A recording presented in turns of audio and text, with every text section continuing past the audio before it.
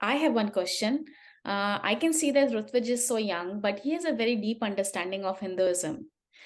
I want to know how he has such a deep understanding of Hinduism because it can help other parents to, because what generally parents do, even I, we, tend to follow the customs, the traditions, and we explain the same to our kids. But even I thought that there should be some deep understanding, explain to the kids why this tradition, why this custom we follow in Hinduism, what is the actual reason or the meaning behind this tradition and custom. So I just want to know how Ritvij developed this deep understanding.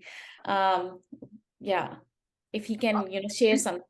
Before Rutvij go on, let me tell you that when he applied for colleges, he was asking us that how he should strategize this. And some people suggested him that don't, you are so proud Hindu, don't bring up because college will turn you down. And he says nothing doing. He's going to tell what he is, and that's it. And he made it to Stanford. So Rutvij, go ahead. That part is at least true. I had a lot of people tell me that, my own parents especially were like, oh, why are you spending time in politics? Politics is dirty, go into like computer science or something that way you can get into Stanford or whatnot.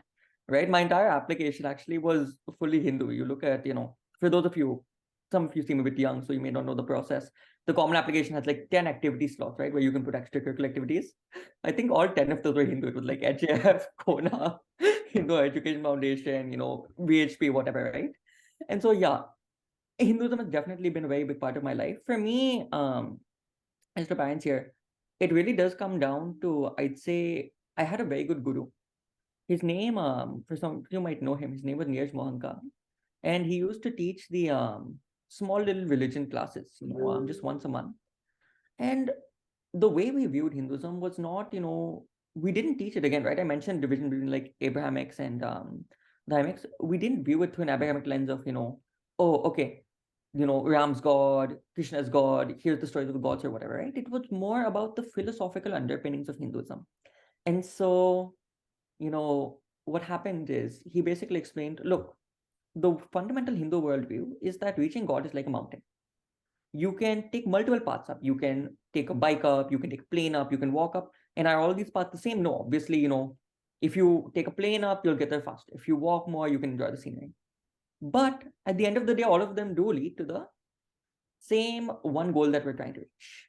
Explaining things like that in such, simple terms, I saw 6-year-old kids. I'm gonna be meeting with one of them at 2 actually today, just catch up on old times. But I saw 6-year-old kids being able to explain Hindu Dharma better than 99% of other people do. That's, the real kind of, thing behind it. So I'll make an offer, out there to anyone who wants it, right? If you just want more information on like the basics of Hindu Dharma, if you want more information on these philosophical underpinnings, if you want more information on just for life in general, let me know. I'm definitely willing to, kind of teach the same stuff that I was taught. If you want, Aditi, I can come into a Balviars and explain in the same manner. And I'll, mention the kind of benefit of this. So I was on the Stanford campus, and it's very funny. There's actually a very large Catholic community on there. So I walk in, the first conversation I have is with this one kid, Indian actually, who tried to convert me to Catholicism. It doesn't end well for him. Just because one thing he realizes, he's like, oh, what evidence do you have for Ram or Krishna existing? I'm like, there is some, you have the Ram, Satan, everything, but it doesn't matter to me. Tomorrow, if we find out Ram doesn't exist, Krishna doesn't exist, Vishnu doesn't exist, whatever, I'll still be a Hindu. Simply because there's more fundamental scientific underpinnings to Hinduism that are much more central than any Devi or Devata can ever be. Right? The idea that everything is one, the idea that, to put it in Western scientific terms, that we're all made out of the same protons, the same neutrons, the same electrons, and have that same oneness within us. That's something that is incredibly hard to disprove. Gods and theology you can argue about all day, but having the knowledge of those basic scientific underpinnings and understanding that our rishis found this out 5,000 years before Western science got up, that's why I'm a Hindu today.